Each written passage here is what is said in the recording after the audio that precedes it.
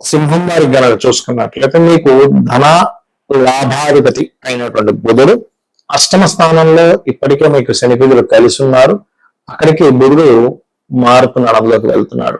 కాబట్టి ఎప్పుడైతే ఈ యొక్క బుధగ్రహం మారుతుందో ఇది ఇచ్చేటువంటి ఫలితాలు ఏమిటి అని చెప్పి చూసుకున్నట్లయితే ఇక్కడ ప్రధానంగా ఈ బుధగ్రహము ఎప్పుడైతే ఈ యొక్క రాశుల్లోకి ఎంటర్ అవుతుందో ఇది ఇచ్చేటువంటి ఫలితాల్లో ప్రత్యేకంగా గమనించుకున్నట్లయితే అంటే మీకు కుజుడు కూడా మారుతున్నాడు మేషంలోకి, మే 12కు మారుతారు. కాకపోతే ఈ బుధ గ్రహ ప్రభావం ఏప్రిల్ 9 నుంచే ఉంటుంది దేశకాల పరిస్థితుల మీద, మీ రాశి మీద కూడా. కాబట్టి ఇది ఒక 27 రోజులు ఉంటుంది, 25 నుంచి 27 రోజులు ఉంటుంది. మారిపోయేది 20 days లో మారిపోయినా 27 days ఉంటుంది ప్రభావం. మరియు ఎటువంటి ఫలితాలు వస్తాయి దీని మూలంగా, ఏ దేవతారాధన చేసుకోవాలి అనేటువంటి అంశాలు చెప్తుందనైనప్పటికీ చెప్పిస్తుంది సాక్షాత్ లలిత అమ్మవారిగా భావిస్తూ ఆ లలితాంబిక అమ్మవారి యొక్క అనుగ్రహం మీకు పరిపూర్ణంగా కలగాలని మనస్ఫూర్తి కోరుకుంటూ ఇక్కడ 2-11 అధిపతి మీ యొక్క సింహానికి. కాబట్టి ఏదైనా ఒక షేర్ మార్కెట్ రిలేటెడ్, ఎందుకంటే మనం ఎప్పుడు కూడా ఈ 2-11, 8-5 సంబంధాలు గనక ఉన్నప్పుడు, ఇప్పుడు మీకు పరివర్తన యోగంలో బుధుడు మీన రాశిలోకి వచ్చినప్పుడు గురువుతో పరివర్తన కలుగుతాడు. కాబట్టి ఇలా ఉన్నప్పుడు ఏంటంటే ఇది కొంచెం ప్రత్యేకంగా ఇది ఈ వ్యాపార సంబంధించినటువంటి విషయాల మీద ప్రభావం చూపిస్తూ ఉంటుంది. కాబట్టి వ్యాపారం చేసే విషయాల్లోనే ధన సంబంధించిన మూలంగా కొంత ఘర్షణ రావడము, కొంత గొడవలు రావడము. ఇక్కడ ఈ విషయంలో పర్టికులర్ గా ఏంటంటే ఈ గొడవలు, ఈ ఘర్షణలు, ఈ వ్యాపార సంబంధించినటువంటి విషయాల్లోని ఈ యొక్క అంశాల్లో కనుక చూసుకున్నట్లయితే ఇక్కడ మీరు అర్థం చేసుకోవాల్సిన విషయం, ధన విషయంలో, వ్యాపార సంబంధించిన విషయంలో ఆల్ ఆఫ్ సడన్ గా కొన్ని మార్పులు ఉన్నాయి.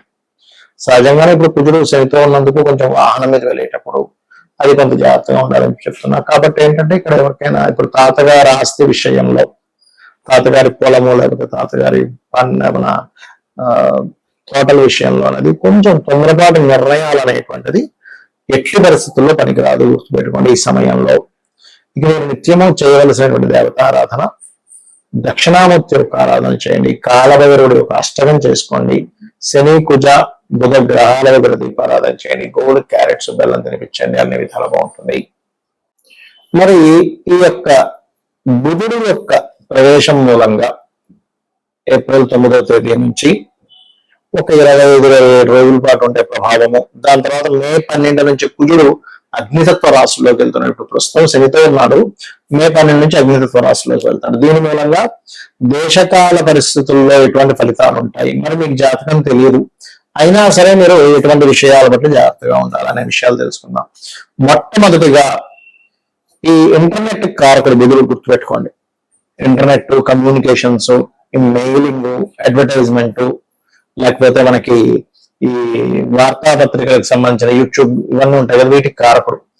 కాబట్టి ఈ రంగాల్లో ఉండేటువంటి వారు ఈ యొక్క రంగాలకి, ముఖ్యంగా ఇంటర్నెట్ సంబంధించిన సేవలకి, కమ్యూనికేషన్ రంగాలకి, సాఫ్ట్వేర్ రిలేటెడ్ సంబంధించిన రంగాలకి ఇబ్బంది వస్తుంది. దీనివల్ల గుర్తుపెట్టుకోండి, పాయింట్ నెంబర్ 1. ఇక రెండోది ఏమిటి అంటే ఇక్కడ ఈ బుధుడు పరివర్తన యోగంలో గురువుని వేస్తున్నాడు మీన రాశిలోకి. ఎప్పుడైతే గురువుని వేస్తున్నాడో, గురువు మనకి ఇది ఎండాకాలము, రాబోతున్నటువంటి ఎండాకాలము, దీని మూలంగా ఏంటంటే విపరీతమైనటువంటి ఉష్ణం ఇంకా పెరుగుతూ ఉంటుంది. రాను మే వచ్చేసరికి ఇంకా ఎక్కువ అవుతూ ఉంటుంది. అప్పుడు ఆ మే వల్ల ఎక్కువ ఉష్ణం వల్ల కలిగేటువంటి ఫలితాల్లో కొంత కూరగాయలకి కూడా ఇబ్బంది వస్తూ ఉంటుంది. అందులో ముఖ్యంగా టమాటా లాంటి పంటకు కూడా కొంత ఇబ్బంది వస్తూ ఉంటుంది, గుర్తుపెట్టుకోండి. అయితే ఇక్కడ ప్రధానంగా వాటికంటే కూడా ముఖ్యంగా మామిడి పళ్ళు,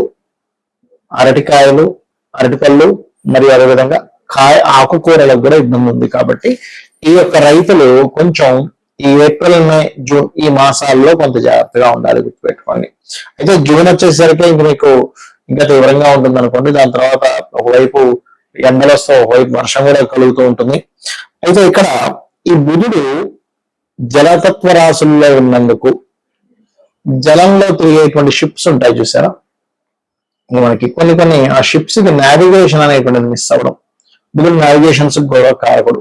అంటే మనం ఎటు వెళ్తామో ఏంటి ఎలా ఉంటుంది అనేటువంటి వాటికి కారకుడు. ఈ నావిగేషన్స్ కూడా మిస్ అవ్వడము, ఈ ఎయిర్పోర్ట్స్ దగ్గర లేకపోతే మన ఈ ప్రయాణం చేసేటువంటి ఫ్లైట్లు సంబంధంగా కూడా కొంతవరకు ఇబ్బంది రానుంది ఈ యొక్క సమయంలో. ఎందుకంటే వాయుతత్వ రాసుల్లో ఉండేటువంటి గురువు బుధుడితో పరివర్తన యోగం వల్ల మరలా మీకు ఇక్కడ ఈ యొక్క శని కుజులతో సంబంధాలు ఉంది కాబట్టి ఫ్లైట్లు నడిపేవారు, ఫ్లైట్లు నిర్వహించేవారు, లాస్ట్ టైం కూడా మనం చెప్పుకున్నాం, అప్పుడు ఒకసారి మనకి 1200 ఫ్లైట్ల దాకా ఆగిపోయి చాలా ఇబ్బంది అయింది చాలా మంది ప్రయాణికులకి. కాబట్టి ఇప్పుడు కూడా కొంచెం ఈ బుధుడు యొక్క ప్రభావం వల్ల ఇటువంటివి ఉంటాయి. అదేవిధంగా మరొక విషయం ఏంటంటే షేర్ మార్కెట్ ప్రధానంగా, ఎందుకంటే బుధుడు షేర్ మార్కెట్ కారకుడు అండి. అయితే ఈ షేర్ మార్కెట్ విషయంలో కూడా ముఖ్యంగా 4 రాశుల వారికి మరింత ఎక్కువ ఇబ్బంది ఉంది. ఎవరెవరు అంటే వృషభము, సింహము మరియు వృశ్చికము, కుంభము. ఈ 4 రాశుల వారు షేర్ మార్కెట్ రిలేటెడ్ సంబంధించినటువంటి అంశంలో చాలా చాలా చాలా జాగ్రత్తగా ఉండాలి. కాబట్టి ఈ యొక్క అంశాల్లో ఇప్పుడు నేను ఏవైతే అంశాలు చెప్పానో ఈ యొక్క అంశాల్లో చాలా జాగ్రత్తగా ఉండాలి. ఇప్పుడు ఉన్నటువంటి గ్రహస్థితి రీత్యా చూసుకుంటే. మరియు మరొక విషయం ఏంటంటే ఇప్పుడు మనకి చాలా మంది ఏమనుకుంటున్నారంటే ఈ సీజ్ ఫైర్ అవుతుంది కదండి, సీజ్ ఫైర్ అంటున్నారు కదా, ఆగిపోతే ఏమనుకుంటున్నారు, కానీ ఆగదండి. యుద్ధం అనేటువంటిది ఎలా ఉంటుందంటే ఒకవైపు సీజ్ ఫైర్ ప్రకటించినట్టే ప్రకటిస్తారు 4 రోజులు 15 రోజులు అని, మళ్ళీ ఇంకోవైపు చూస్తే ఎక్కడో బాంబు పడుతూ ఉంటుంది. అంటే పూర్తి స్థాయిలో ఆపరు, అది ఆపినట్టుగా అనుకోవడం, మళ్ళీ వెంటనే ఇంకో బాంబు వేయడం, లేకపోతే మళ్ళీ ఇంకోటితో ప్రశంస రావడం, తద్వారా మళ్ళీ. అందుకని నేను చెప్పేది ఒకటే, అమెరికా కంట్రీస్ లోని లేకపోతే ఇరాన్ కొన్ని ముస్లిం కంట్రీస్ లో ఉండే భారతీయులు వీలైతే కొన్ని నెలలు కొంతకాలం పాటు ఇవన్నీ చల్లారే వరకు కూడా మీకు వీలుంటే ఇండియాకి వచ్చేసేయండి ఆ మాట.